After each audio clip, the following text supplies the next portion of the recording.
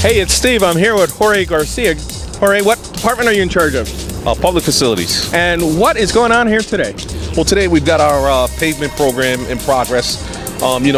Over the last couple of years, we brought in a newer technology, something that we feel is going to pay a bigger dividend to our citizens. And, we really want to make sure that we're delivering an efficient process to the citizens of the city of Bridgeport at a cost that, makes sense for everyone. Now, this is a brand new procedure. Tell me a little bit about it, because it's just, you're doing a road in one day? So typically it'll take us about a week to do a road with the typical mill and fill, where we mill the road down, then we have to truck the millings, and then we've got to truck into asphalt. This is asphalt recycling. It's a greener technology. Pretty much you're doing everything in one day. You're coming in with 3 tandem trucks. You're heating up the asphalt. You're gonna rake it. You're gonna put it in a paving box. It's gonna go right back down. You're gonna roll it, and you can drive right over the road.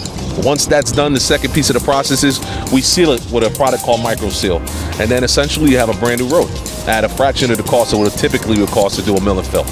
Now, this is the biggest paving job in history? Well, tell me a little bit about This is one of the largest paving programs in the history of the city of Bridgeport. We're doing 30 miles. The city of Bridgeport has a little bit shy of 300 miles. This is an aggressive program. This is picking up from where we left off last year. Last year, we focused on all the entryways to the city of Bridgeport. This year, we're focusing on main thoroughfares, making sure that, a Park Avenue that leads to the Jewel, Seaside Park, is pristine, and larger roadways where we get a lot of traffic are where they need to be. We want to make sure that when someone visits the city of Bridgeport, that they're not hitting potholes.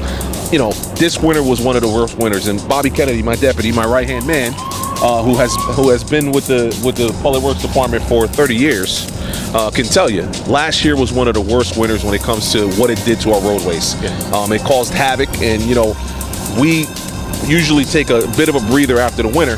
This year we didn't. It's been non-stop operation. The guys have been working 12 hours.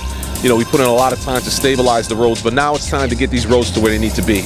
And we're going to continue that process. Is this the wave of the future? Do you see more companies doing this, more cities? One thing I can say, and these guys will tell you, we've got brethren from Mass, DPW folks from Massachusetts that are down, that are going to take a look at the process. And everyone, Trumbull was here earlier.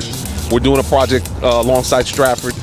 Everyone's starting to see the value of this. And with all of this, the leadership of Mayor Finch has been tremendous. He allows me as the Director of Public Facilities to go ahead and do something like this, because for a city like this, it's easy to stick to the tried and true, for good or bad. Absolutely. Right. But the mayor, he believes in what we do, and he allows us to take a shot and try new processes like this and think outside the box. And that means a lot to us. Well, this is Steve at Broadbridge Avenue for DoingTheLocal.com.